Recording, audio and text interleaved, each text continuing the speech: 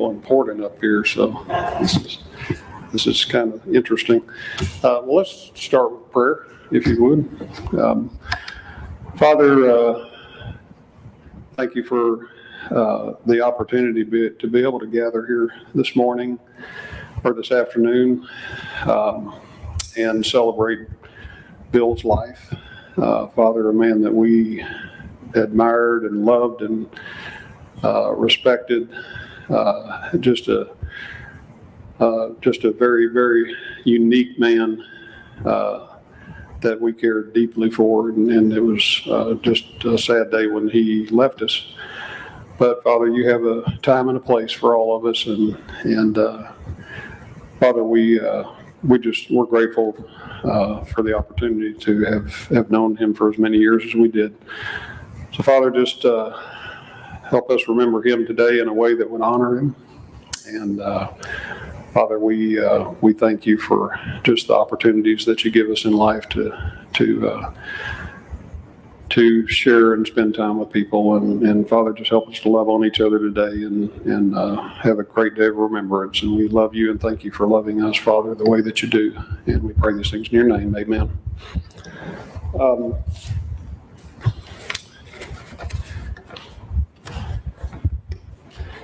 When Ed asked me if I might share something today, or share, a scripture or some personal thoughts or some memories regarding Bill, the first verse that came to mind was in Psalms 37. It says, "The steps of a good man are ordered by the Lord." And I thought, well, how appropriate that God kind of brought that to mind for a man like Bill, because he was, I'm going to say, one of the best men that I ever knew. When you think about the people in your life and that, whether it's relatives or friends or just acquaintances, those people, probably a handful of them come to mind, and Bill was one of those guys.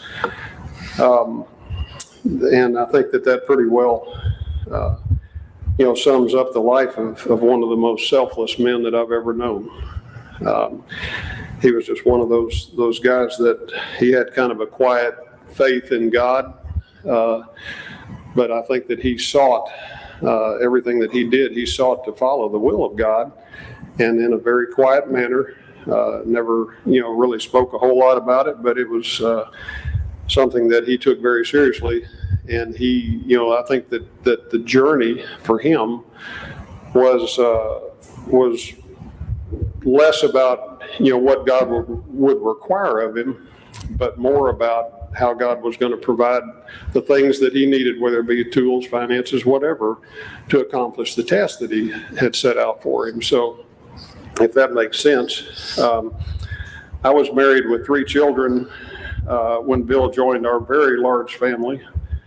I have no doubt that he probably questioned very quickly what he might have gotten himself into.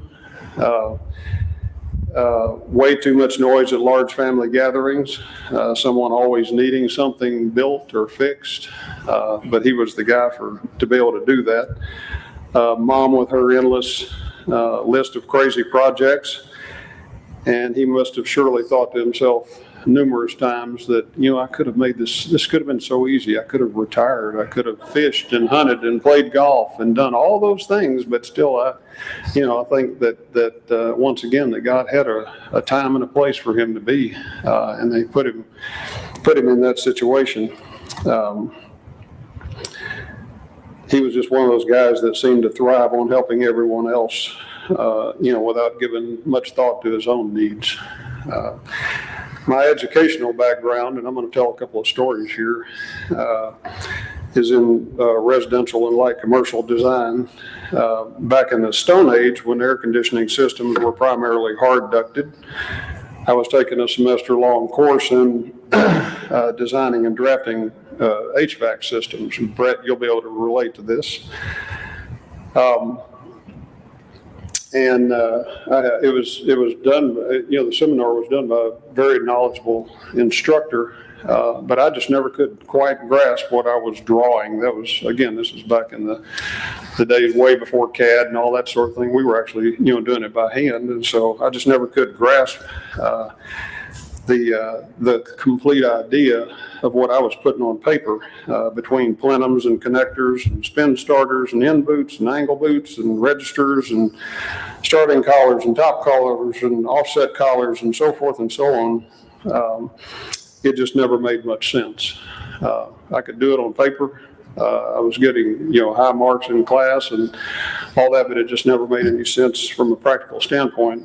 Years later, I was showing Bill some of my old drawings, and he began an hour-long dissertation, which may have been the longest single conversation I ever had with Bill, on fabricating, how these were fabricated. Quite a crash course, but on that and sheet metal gauges, and it all began to make sense. That light just finally came on because I had a man that knew this stuff, backward and forward, and he knew how to explain it. And it's no wonder that he, loved what he did, and he was obviously great at it, a great instructor, and he sure, helped me make sense of all that. Fast forward many years later, our daughter, Ashley, was getting married to one of the pastors of a large church in Houston. We lived on a few rural acres and in a 100-year-old farmhouse that we had restored, and someone came up with the bright idea that we were going to have this thing in our backyard. By the way, as a side note, Bill and I had crawled under that death trap of a house several times trying to level that thing, and it was just another time that he was willing to do anything to help us out. But anyway, that's another story for another day. It was going to be the wedding of the century with 600 guests and a 120-foot long circus tent and a dance floor and literally 10,000 twinkling lights, if you could even imagine this. Some of you were there, so you know what I'm talking about. But anyway, somehow the lights had to be strung and hung and wired to light up the night. And Bill and Mom came down several days earlier to help us get things ready for the big event. And soon it became apparent that Bill had taken this challenge very seriously. He sat down and drew up a wiring diagram that would probably rival an industrial electrical designer.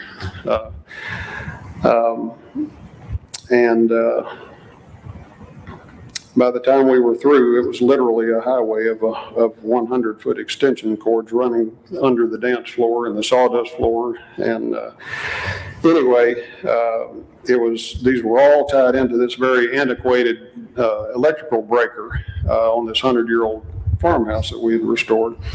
The one thing that we had not accounted for was the fact that we were going to get 7 inches of rain the night before the wedding. And again, some of y'all were there, so you remember this. It was just a crazy time. But they called it the perfect storm. There was 4 major weather systems that came together to, and settled right over Rose Hill, Texas that night. But anyway, the next day, after the wedding, they got married. Make a long story short, they got married. Next day, we were cleaning up what kind of amounted to the equivalent of mucking horse stalls at a ranch size horse stable. And Bill and I were taking a break under the still standing circus tent. And I commented that I'd been worried sick all night about tripping a breaker. And with his typical quiet little chuckle and smile, and I know y'all can picture that, this was Bill. He quietly said, "I wasn't worried about that at all. I was waiting for somebody to get electrocuted." And I still have some of those extension cords, and I remember Bill every time I use one of them. But the one thing that I know for sure is that I believe that God ordered Bill into our life at that time, for this time period in time, and he was such a blessing to us, and we have been forever changed by that. So I think that those of us that are looking for God's leading in their life, you just follow whatever He has for you, and He's going to provide for you, and you're going to be a blessing to those that you're around, and affect their lives in a way that it'll change them forever. And I know Bill has done that for us. So anyway, that's my tribute to Bill.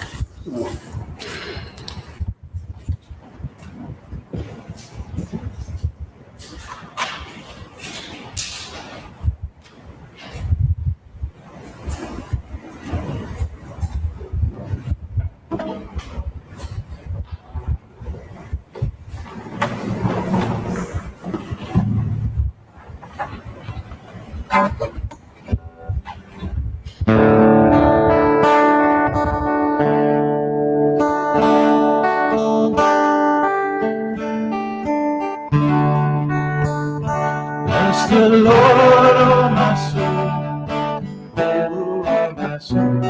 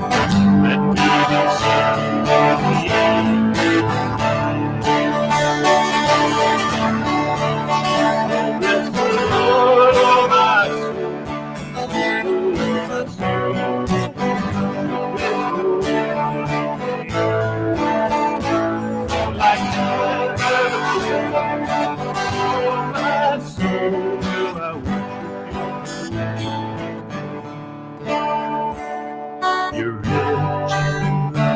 and you're slowly. Your name is great and your heart is kind. For all your goodness, sing. 10,000 years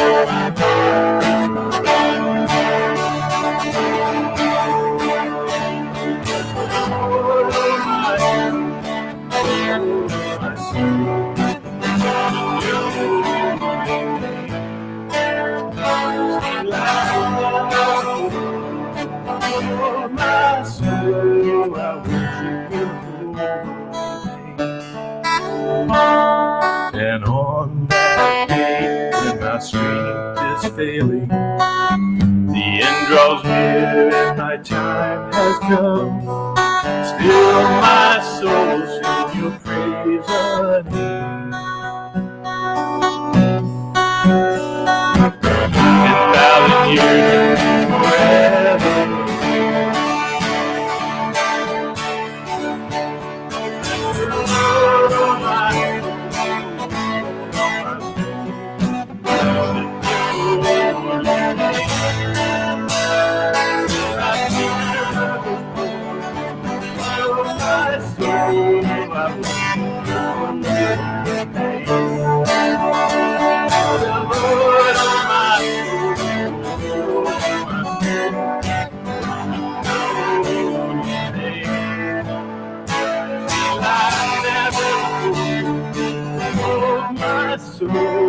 I worship your holy name. Oh, I worship your holy name.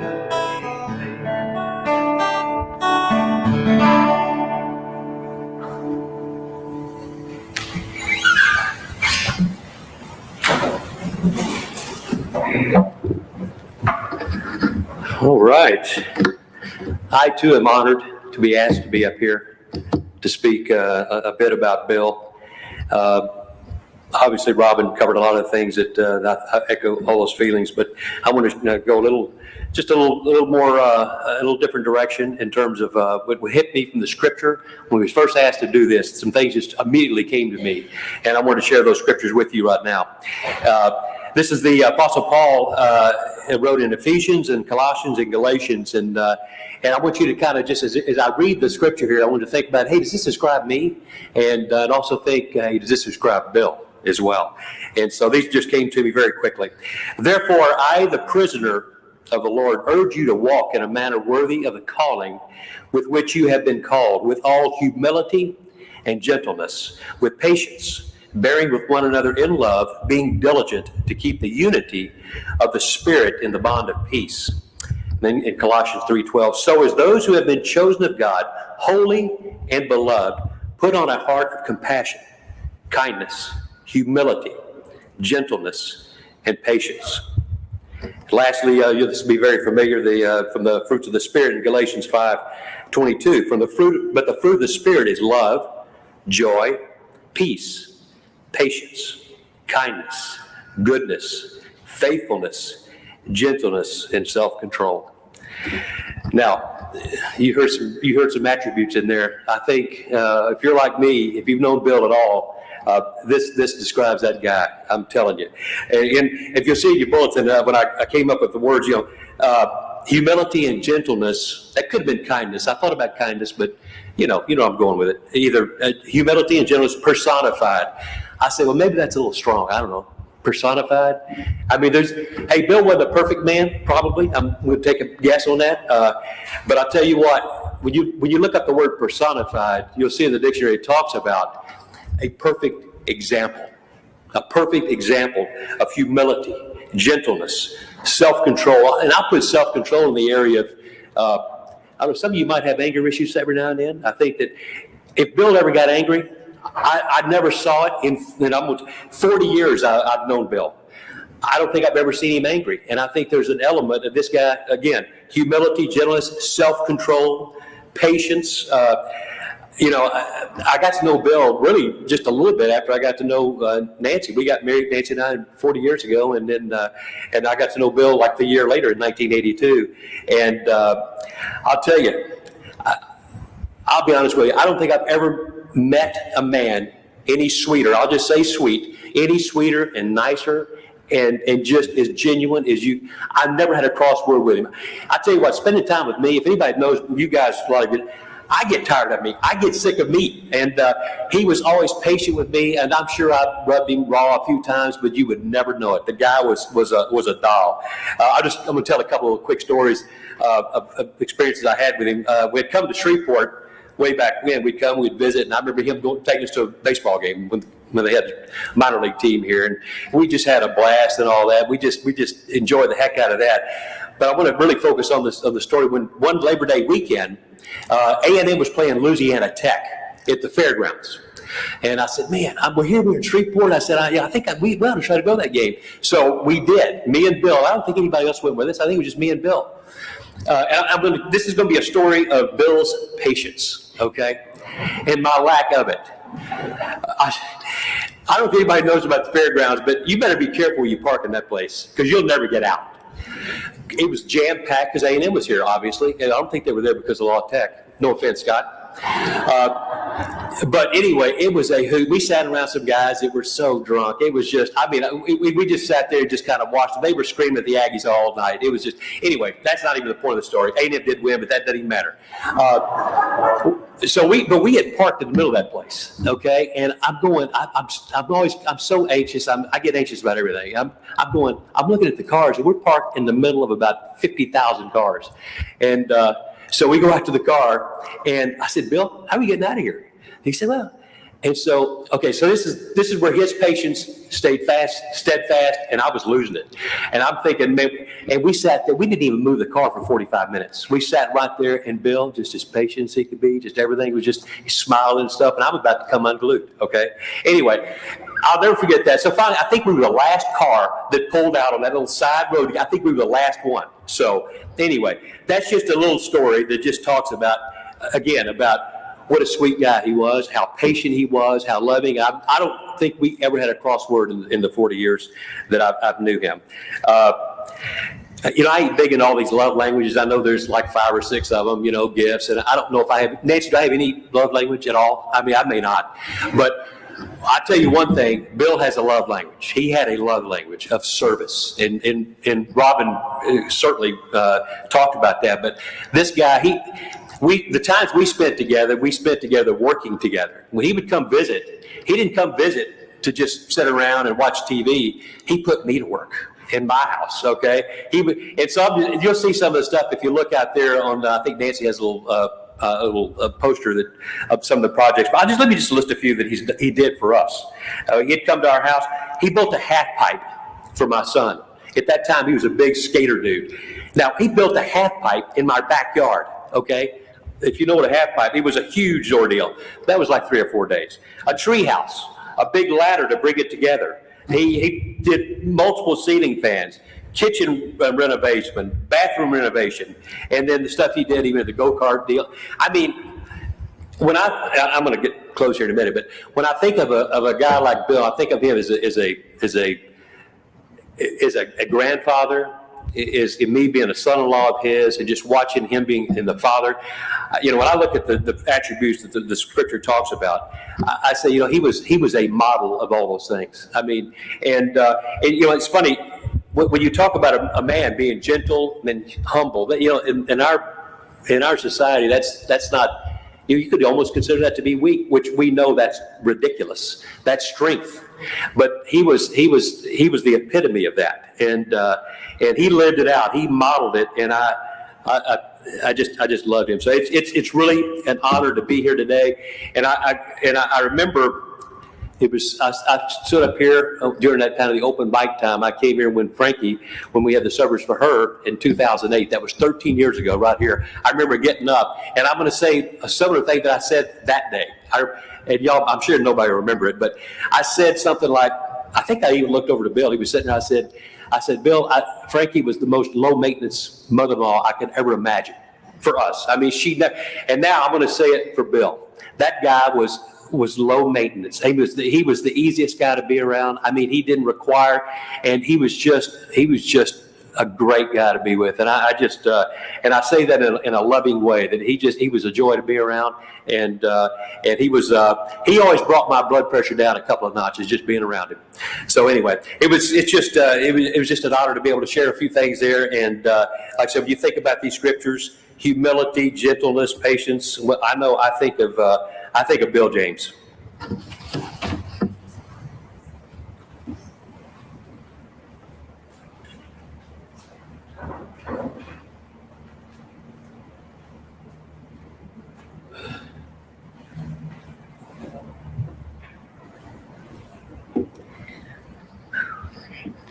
First of all, I want to thank all of y'all for coming. Dad would be so touched.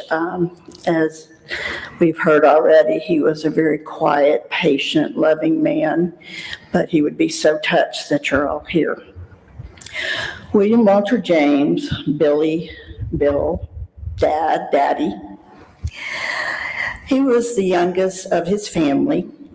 He had a hard life coming up. They were very poor. My grandfather, his father, became ill.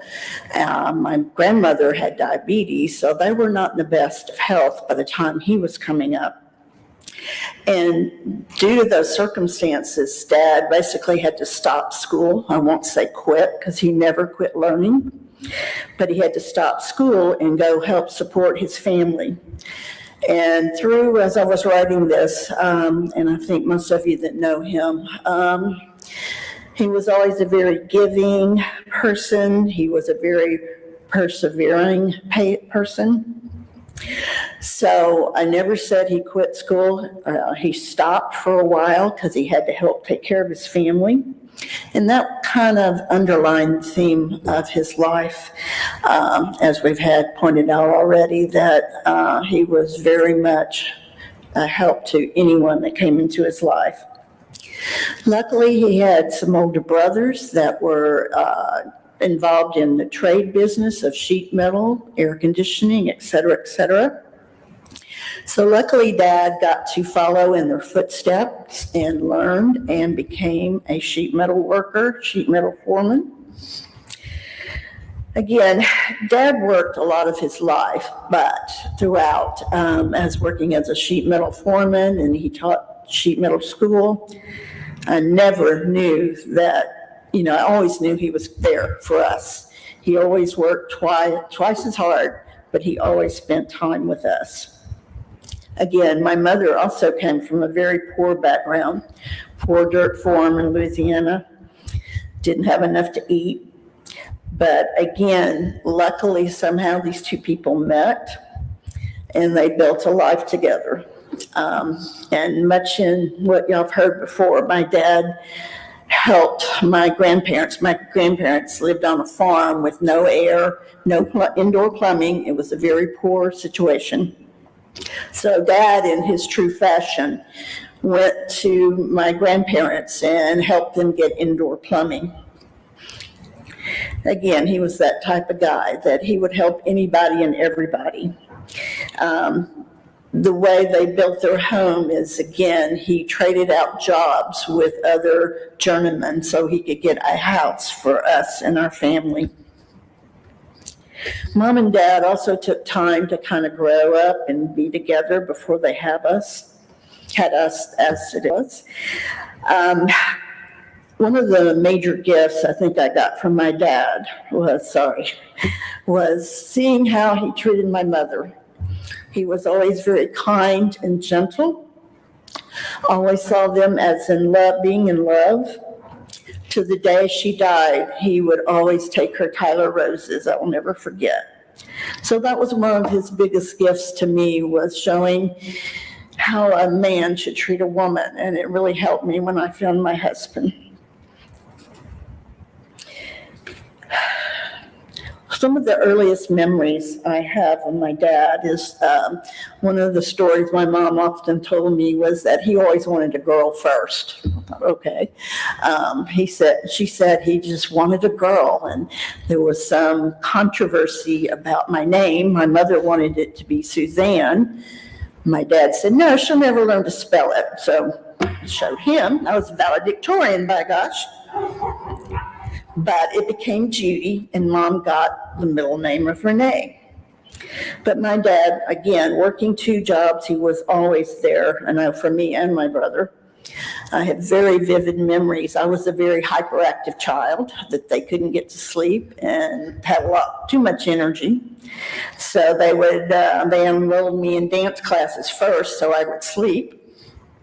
Then I saw one thing he could afford as a kid was going roller skating. That was about all they could afford to do. So when he took me, early on, I wanted to be a ballerina on skates. So that kind of involved until like 30 years of doing skating competitions. But one of my major memories is that we would go skating. I'd do my lesson. We'd go by the A&W. He would get a root beer float, and I would always get an orange cream float. And then, if that wasn't enough, still not really wearing me down enough, we'd go jump. There used to be a trampoline in-ground place off of Greenwood Road, and we'd go jump on the trampoline. So again, my dad was just amazing with how much time and how much energy he spent with me and Eddie. Whether it was my dance recitals, Eddie's baseball games, he was always there. He was always there. Also, as y'all pointed out, he was also a very quiet, gentle soul. And in his own way, with both my parents being, from very poor backgrounds, he didn't get to finish his high school, although he eventually did.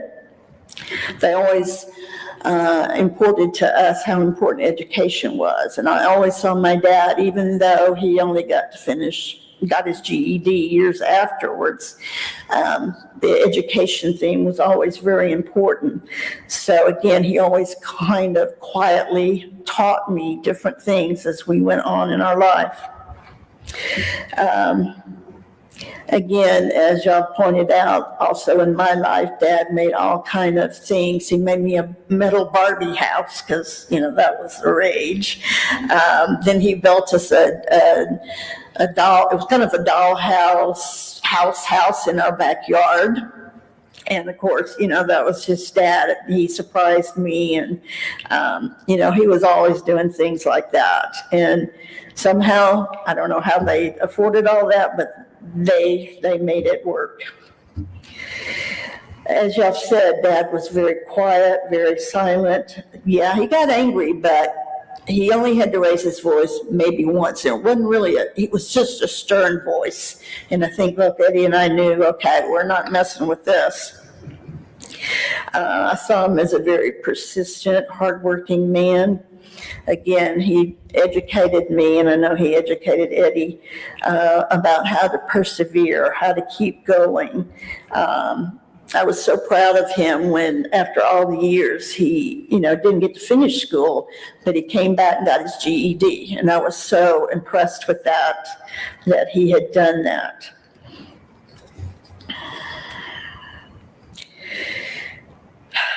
Again, as most of you know, Dad always loved sports. He loved to go to high school football games, baseball games. Eddie was playing baseball. So we always enjoyed baseball games and football. And even when he moved to Texas, we'd still go catch some high school games. So he really enjoyed watching that. Again, he also, one of the major things I remember, because of his sheet metal schooling, he had his journeyman and they'd go to competitions. Well, they had won the, regional competition, and they went to the national one, which was in St. Paul, Minnesota. Somehow, I'm not even sure how Dad arranged this, but they allowed my first air flight up there, so that I could go see what they were doing and how they were doing it. But that was my dad. Somehow he made that air flight happen. So as the years go by, we grow up, we go, I come over to Texas because I wanted to continue my education. Then I think the real strength the man had really showed up. As you know, our mother became pretty ill pretty quickly. We didn't know exactly what was going on, but she experienced brain death. And Dad, I remember, and I know Eddie probably has more memories because I was going back and forth between Texas and Louisiana, but Dad, in his quiet strength, really showed me courage, and how loving he was, because he made the hard decision of having Mom's life support stopped. And that was really, one of the only times I think I ever saw Dad cry. Then in his quiet perseverance, after losing his wife, he puts together his life. He was so blessed that he met Frankie. And again, they kind of met, fell in love, and built another life. And again, I don't think I ever heard him complain or be bitter openly about what had happened. So Dad and Frankie go and build their life, and then all of these guys happen. And again, I saw my dad in his quiet, strong way share his love with his second family. Again, they really built a life together, he and Frankie.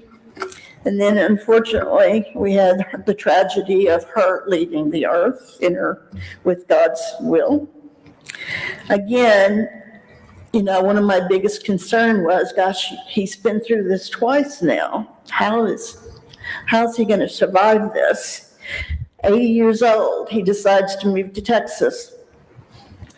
And again, in his quiet strength, his perseverance, he goes to Texas, he builds a life, he's attending church, he's going to the senior center, he's walking, he's doing exercising, he's doing all these things for all of us, because again, as y'all all have experienced, all the things he did for you guys, he also did with our family.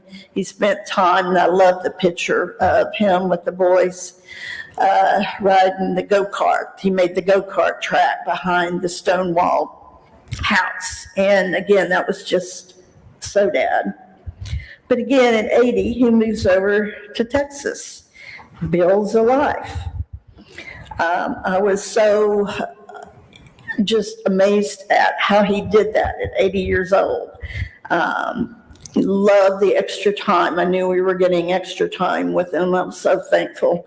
We'd have our Saturday lunches, which Polly and Jeff and Katie and I and Don sometime, and some of the boys got to go and some of the grandkids. Again, that was such a special time that we got to, we just go grab a bite and then we'd go sit down and watch college football together. So that was always fun. Again, as you said, Dad didn't have a lot of words, but he did speak a lot of volumes. Probably the strongest thing I've ever seen from him is he went through three battles of cancer and won those. Never complained. He fought through those, continued his activities. Then the last battle was harder and different. Again, because of COVID, luckily COVID, it was Martin Luther King Day. He hadn't been feeling well. He hadn't been able to eat or keep things down.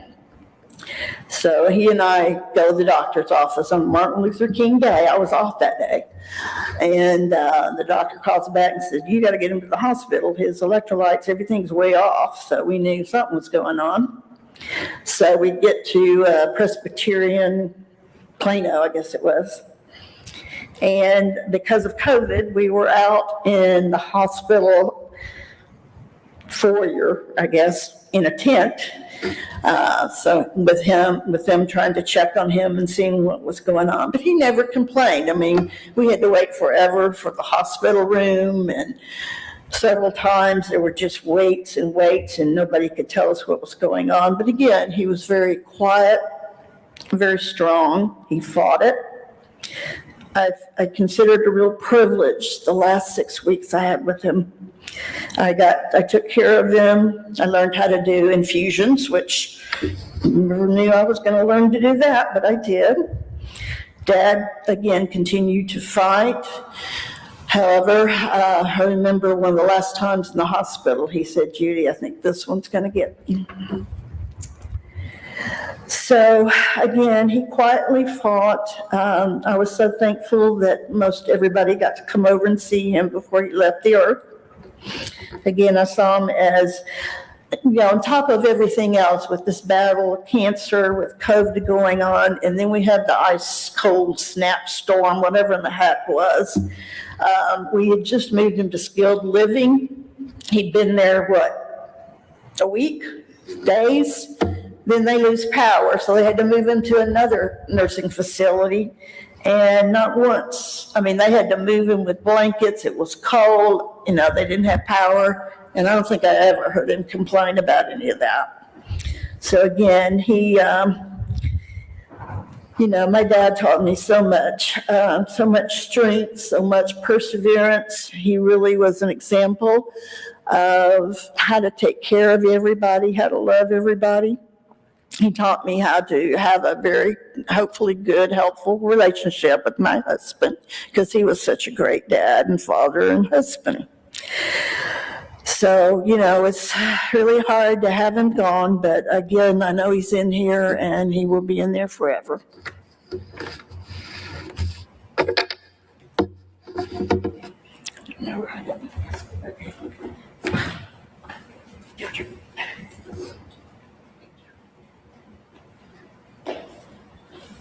I knew I should have gone first. Thanks, Judy. A lot of that you're going to hear today is a little repetitive. We did not compare notes. We decided we didn't really do that. So a life very well lived. I don't know how to say it. I'm so proud of my dad for what, thanks, Judy. You got me. Anyway, he did teach us perseverance. William Walter James, many knew him as Billy, or later in his life as Bill. I just knew him as Dad. He was born on March 13th, 1927, at the beginning of the Great Depression, and in many ways that molded him into the man that he became. He was not born with a silver spoon in his mouth, and his childhood was spent working to get his family by, as Judy described. She described it in better detail. He knew what a soup line was. He would go to the soup line with the buckets to get soup for his family to take home for his family. That's what he was doing when he was 14, 15, 16 years old. I don't know about you guys, but we had a very blessed life. He returned bottles for pennies and nickels, and he cleaned fish at the Cross Lake to help make money for his family, to help support them, because his dad had a stroke, his mom had diabetes, and the family was poor. My wife, Katie, asked him recently, before he came really ill this last time, if this COVID deal was the worst thing he'd ever seen in his life. His response was succinct and poignant. The depression was pretty bad.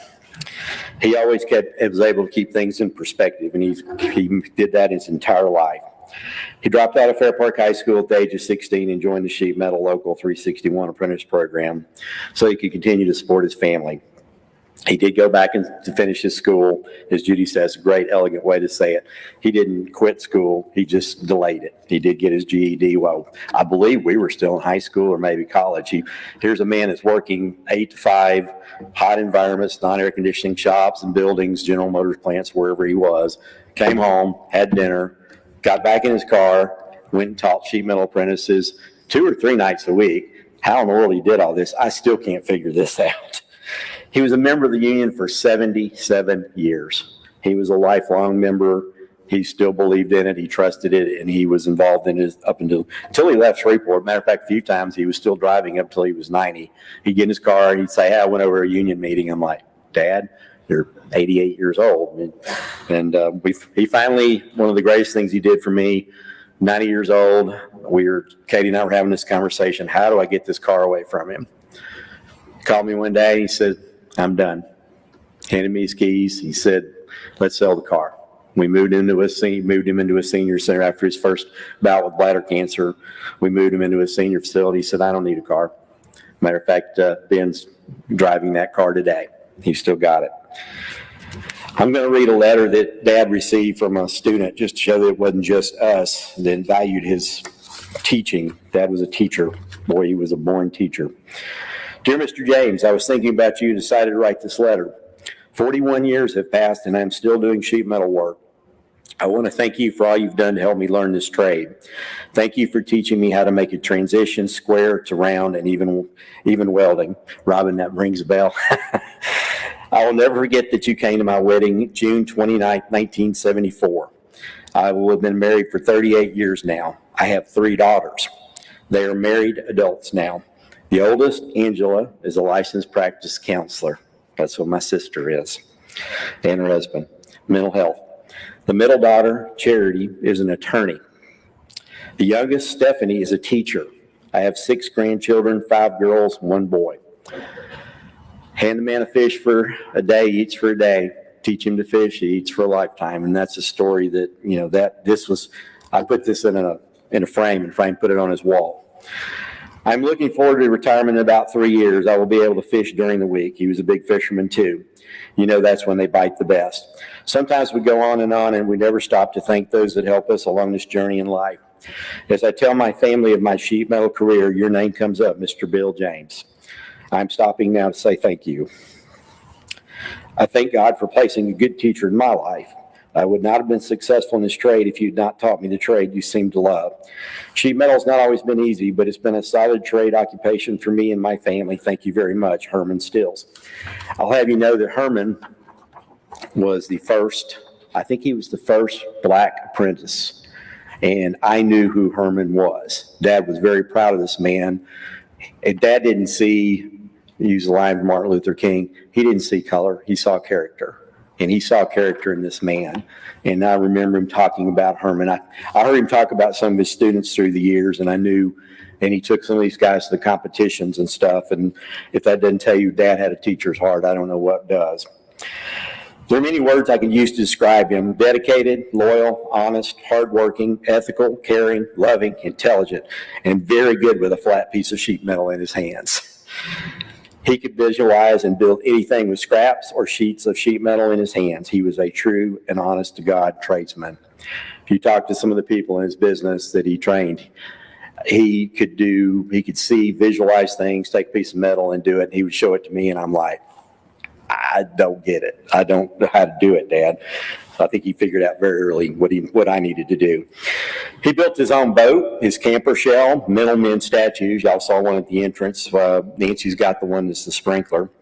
Birdhouses, cupolas, skateboard ramps, roller skate boxes, rear window louvers for my car. I always wanted this one. I had a little car, and I couldn't afford to buy one. So he goes, "What do you want?" And I said, "Well, I want one of these." Came home one day. Guess what? He made one for me. Mounted it on my car, and I had a metal louver on my car. There are a few pictures in the foyer today, just some of the few things that some of us still have in and around our homes. The Middleman, as you picked up the program, you walked into church this afternoon. Dad made several of those over the years. One of them sat over the roof, the entrance of the sheet metal school in Shreveport for years. I don't know. I think it might be at the new school. I want to go by and find it, see if it's still there. One of them he turned into a sprinkler for our yard, and Nancy has this sitting in her home. Judy will remember this. We used to sit that little sprinkler, man. Dad rigged up a way that the head would spin. And he took a little tripod sprinkler and put inside that head. We'd sit that out in the front yard and run. And I can't tell you how many times we'd see cars stop, slow down, and just stare. And we put that in the yard. And matter of fact, I said Nancy's got it in her yard right now, but it was actually a working sprinkler for years. He did his own home repairs. He fixed his own cars, roofed his own house. He taught me how to do many of these things. However, after seeing some of my limited abilities early on, he pushed me to get an education and go to college. I think he figured out this kid's not got that kind of skills. Judy and I were committed to go to college from the time we were born. He knew what education was, and I don't think he was going to take no for an answer. He bought U.S. savings bonds for us, and I think back then you paid $20 and you bought $100, and he bought them every payday. And I know that was a struggle, but he did it, and he kept them. When we went to college 18 years later, we financed our college education that way. He literally bribed me to go to college. I got out of high school. I wasn't sure that's what I wanted to do. And some of the family have heard me say this many, many times. But he informed me that if I stuck around, I'd need to get a job, make my own car payment, my own insurance premiums, and pay him rent. I went to college. Judy and I both graduated with master's degrees in our fields due to our parents' efforts and sacrifices. That was something that was very important. And I did see him cry a little bit at my college graduation.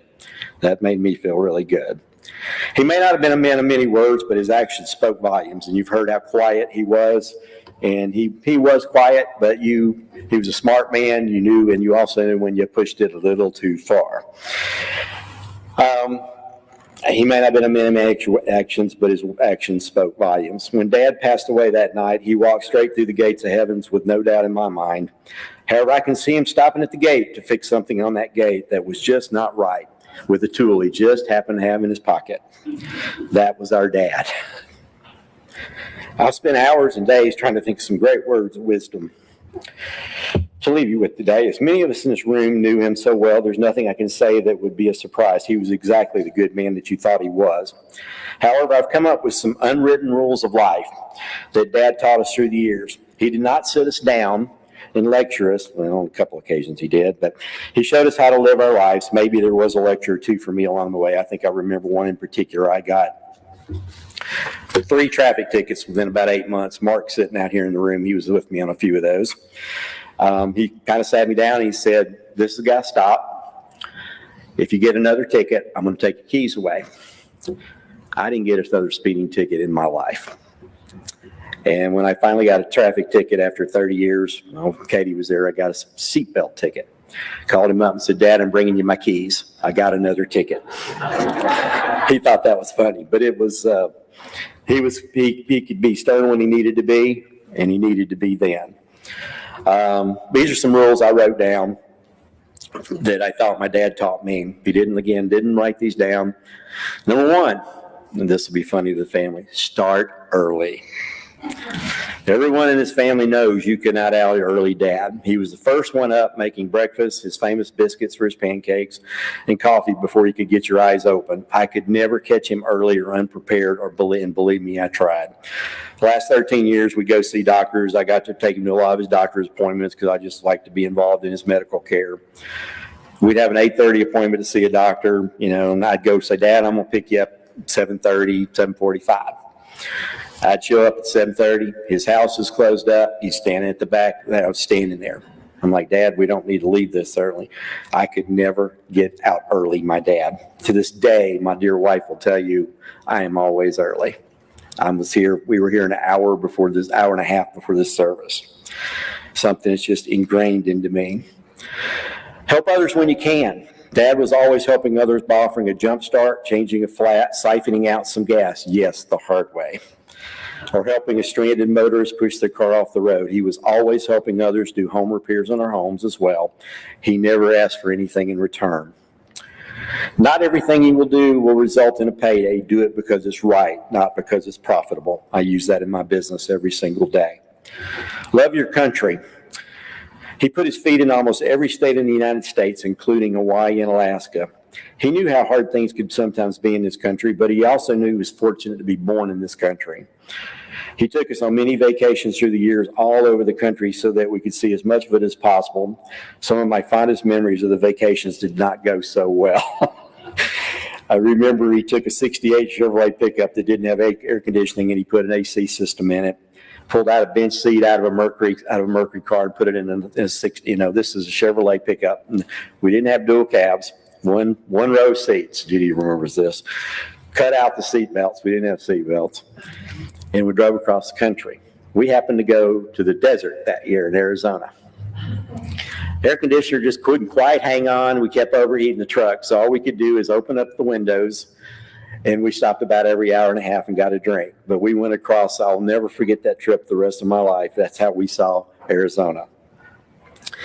Enjoy nature. He was a native Louisianian. He took us fishing, camping, and vacationing all over the place. We went camping, tent trailers, you name it. We sat on the lake. He taught us to go fishing and took me hunting. Saved my life one time when I was 13 years old or 12 years old, and I got snake bit by a copperhead. You don't think he could be serious? He was serious that day. Sorry. Work hard. Don't phone it in. He went to work early every morning, came home at the end of a long day, and then headed off to the apprenticeship school to teach a couple nights a week. I've been blessed with a successful business myself. It's not because I have 2 college degrees that I'm successful. It's because he showed me the value of hard work and dedication. Be honest and fair in whatever you do. The golden rule, treat others the way you wanted to be treated. That was the rule my dad followed. Chase your dreams. He once advised me to chase my dreams and move to Dallas when I knew I was leaving my childhood home, my family, and my closest friends. He knew the best opportunities for me lied elsewhere. He was right. Life can be hard sometimes. Deal with it. He never complained about anything. I can tell you a few times when the economy locally wasn't doing so well and the sheet metal shops didn't have a lot of work. He'd get his tools, he'd load them in his truck, and he'd go wherever he had to go. Tennessee, Texas, Arkansas, it didn't matter. He was such a valued tradesman. When Dad called somebody and said, I need work, they hired him. He was known to be very good at what he did. Sometimes you don't always get what you want in life, but sometimes you get what you need, and I'm going to steal that line from the Rolling Stones. He kept a roof over our head, clothes on our back, and food on our table, and kept us going to school. Find a great woman and hang on to her. He found 2 in his life, and he was devoted to both of them for over 25 years each. That's why I married the woman I married. Don't expect things to be handed to you. You will not appreciate them as much if you had worked hard for them yourself. Pass on what you know to others. Again, Dad was a teacher. He was an instructor for years. Be there for your family and friends. He was always there. Somehow he worked 2 jobs and made it to my baseball games, Judy's skating competitions, Judy's twirling events, Judy's band events, Judy's dancing events. Now that I think of it, you got a lot more attention than I did. I didn't know about the attention. I didn't know about the hyperactivity. Now that explains a lot. That was never told to me. But actually, he was there. He was a coach, assistant coach on my baseball teams. And I think I know I've heard that story within the family. David was telling me that he helped you with teams. He was always there. Whatever you needed him to do, he was going to be there to do it. Stay active in your life even after you retire. I think this is a lesson I'm learning and I'm going to take with me as I approach retirement. Don't just sit on your butt. Try new things. Dad joined the senior center, the local YMCA, and a nearby church in Dallas when he went there. He went on so many excursions around Dallas, and he signed up for trips and events. He didn't even know where he was going. We'd say, Dad, where are you going? He said, well, I signed up. I go, well, where are you going? I don't know. It didn't matter. All the years I've lived in Dallas, Dad lived there 13 years. He saw more of the sights in Dallas than I ever did because he just signed up. He said, I think that was his clue to longevity in his life. He said, have somewhere to go, something to do. In his senior apartment complex, he was known for going to both the men's exercise classes and the women's exercise classes. He'd go in the morning, they'd do a class. He wasn't ready to go, and the ladies would come in after they have a couple empty slots. They invited him to stay. He was pretty popular there, to be honest with you. He had a couple of female friends later in life that he spent some time with. He was very popular, I'll say that. Respect is earned. It's not going to be just given to you. Dad would send me out on summer jobs at various local sheet metal shops. The General Motors plant on the roof in the middle of the very hot summer. I think he had a secret mission in life to keep me motivated to stay in college. He did. When I walked onto those job sites, the first thing that people, they heard my name was, are you Billy's kid? Once they answered in the positive, they made sure they took good care of me, as they obviously respected my dad. One of the last things that Judy will get a kick out of this, be kind to animals. Dad taught us our love for pets. We had several dogs, an owl, a lab rat that Judy kept along the way. He was not always the first one to agree to get us another dog, but once we got that dog, the dog loved him more than us. They were devoted to Dad. Life ends for everyone. Dad told me several times through the years that he had no idea he would live this long. When he was diagnosed with several severe illnesses throughout his life, he had a heart attack, survived prostate cancer, an aortic aneurysm, chronic lymphocytic leukemia. David, you may have to tell me with that one. And then he had bladder cancer. His response was the same. What can we do about it? When can I start? I have some things planned, and I plan to be there. It's a little side. I took him to see a lot of doctors over the years. First thing they look at me and they go, he's not that old. Yes, he is. When he say he was 80, 85, whatever, they look at me and say, well, they just didn't believe it. They didn't believe how old he was. They go, well, what does he do? I said, well, he goes to workout classes 2 or 3 times a week, does this, this, and this. And they pull their glasses down, look at me like, are you lying to me? No, he does. I met with one of his doctors after he passed away, one of the doctors I really got to respect, and he said, your dad was a rock star. I think that's Kelly's words too. He said, I've never seen someone that was so stoic, that could handle what we had to do to make him healthy, and he just kept going. And I said, yeah, he did. These lessons in life will reverberate in my brain for the rest of my life. If I turn out to be half the man my dad was, I'll have turned out pretty well. You notice there's no casket or urn here today. Dad's final act of his life was to donate his body to medical science. Him and Frankie both did this. His body is at the University of Texas Southwestern School of Medicine, offering insights into the human body and how the aging and disease takes its toll. Dad was truly a teacher until the very end. There's a few other family members that have said they might like to say a word or two, so we'll let those folks, if you want to do that. Polly said she didn't want to come up here, so she can do it from her seat if you want to. Everything I was going to say, everything I was going to say really already been said, but I just wanted to say that Bill came into our life at the perfect time for my mom. But I think at one of the early get-togethers, he was quoted as saying, I knew you had 6 kids, but where are all these others? Our family unit is about 50 people, I think. But it was really after my mom passed away that I really got to know and love Bill even more in a different way.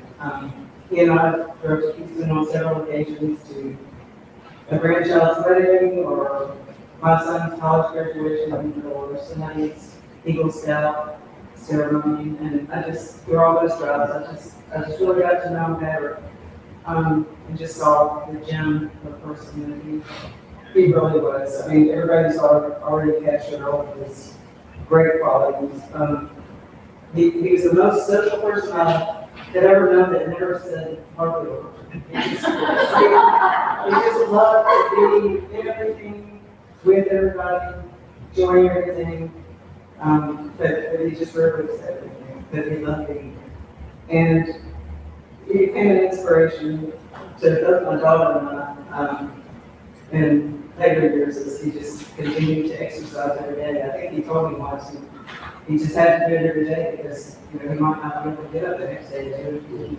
He didn't keep going. So I always think of him when I get myself up to exercise. But he was an amazing man, and I'm still honored to have him as a second dad. And I know he loved Judy and Ed, so did everyone. So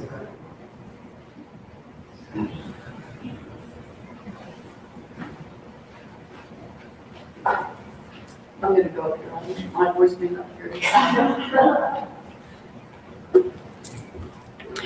I'm Nancy, one of Frankie's daughters.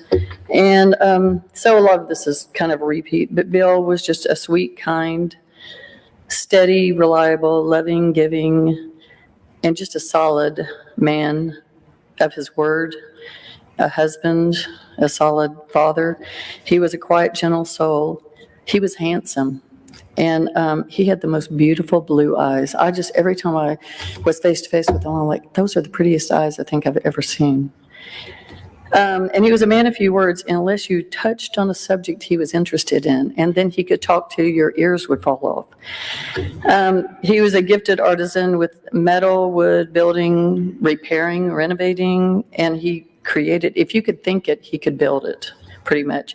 One time he was at my house and he was doing something with metal, like metal snips. And I said, that is the coolest thing. I've never seen metal snips. And I said, I need some of those. I think I could use those. And the next time he saw me, he had taken a pair of his metal snips and painted them pink.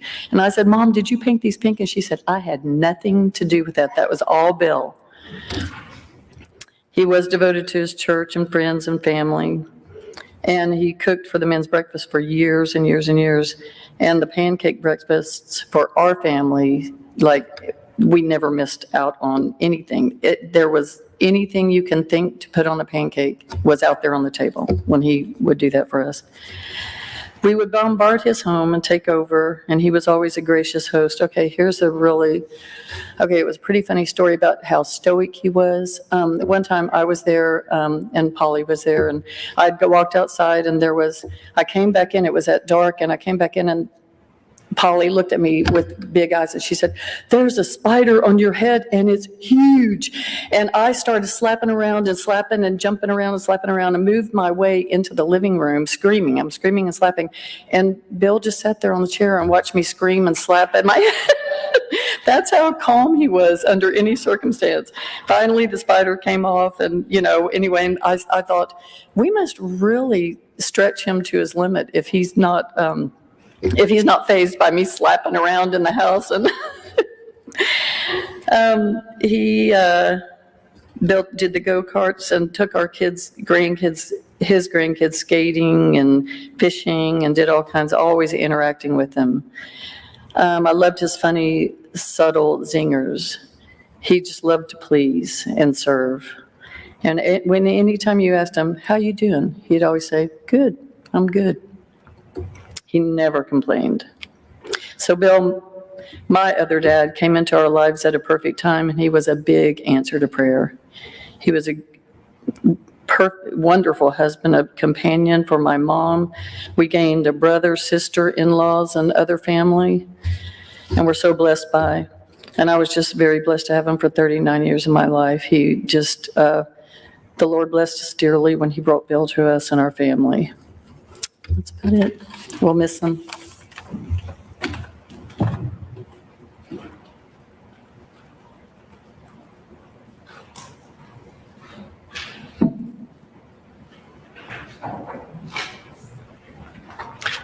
I was going to share something that none of my three kids could be here today, but they all either sent me something or sent me something to read of their memories of Bill.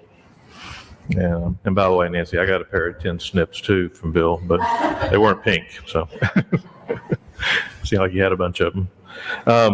My oldest daughter, Scotty, who lives in Norway, wrote, "I wish I could be there to celebrate life with you. I have so many sweet memories of him. Even though my children didn't get to know him well, they know a lot about him and how special he is. He'll always be remembered, Scotty." Then my middle daughter, Markel, wrote, "It's hard to know where to start when talking about Papaw.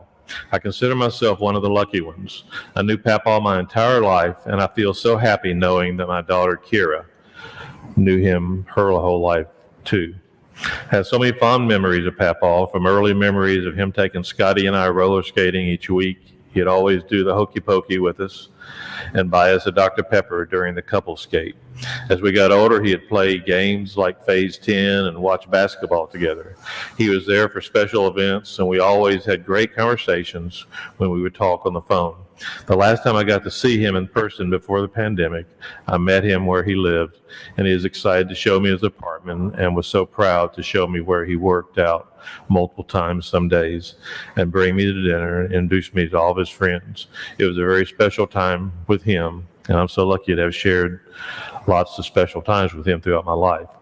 I always looked up to Papaw for so many reasons. He was so tough and resilient, so kind and devoted, so thoughtful. I don't know, I think anyone knew how Papaw had anything negative to say about him.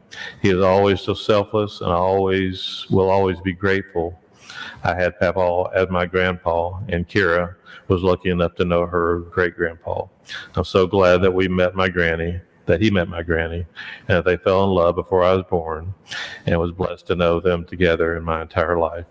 I'll miss Papaw so much, and will always be grateful for the memories we shared. I love you, Papaw." Markel. And then finally, my son, Ethan. He wrote, "Growing up, it seemed like Papaw could build anything.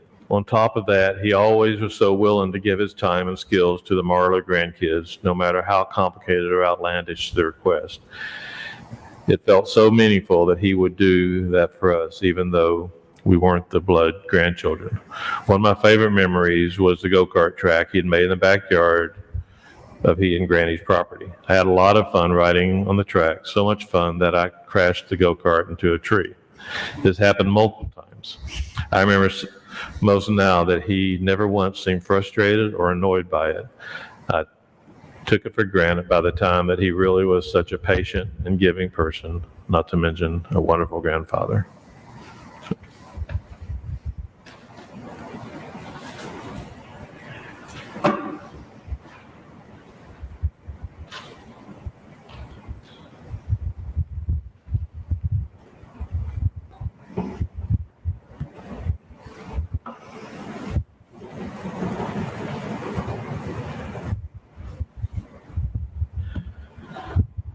The words of this song are in your the program. If you'd like to sing along, I'd encourage it. So.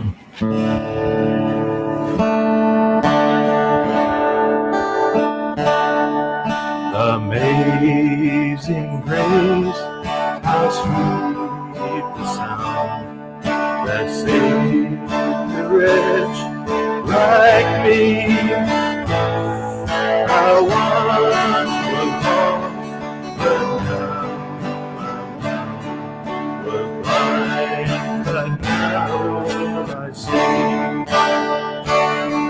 One face that tore my heart and raised my fears, relief.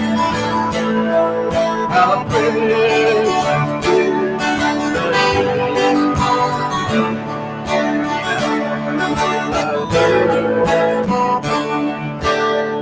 My chains are gone, my peace is here. My God, my Savior, I trust in thee. And like a flood, His mercy reigns, unending love, amazing grace.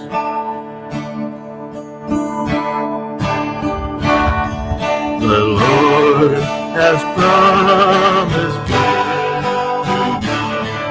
His word, my hope secure.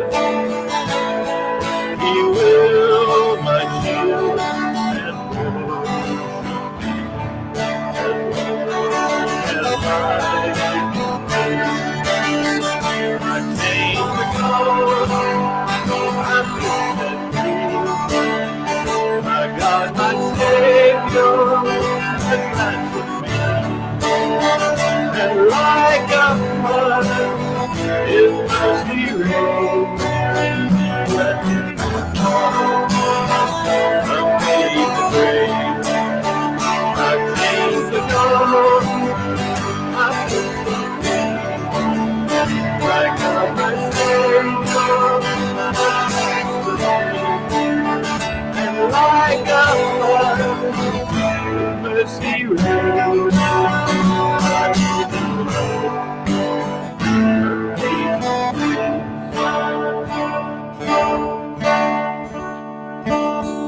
The earth shall soon dissolve like snow. The sun forbear to shine, but God who called me alone will be forever mine. Will be forever mine. You are forever mine.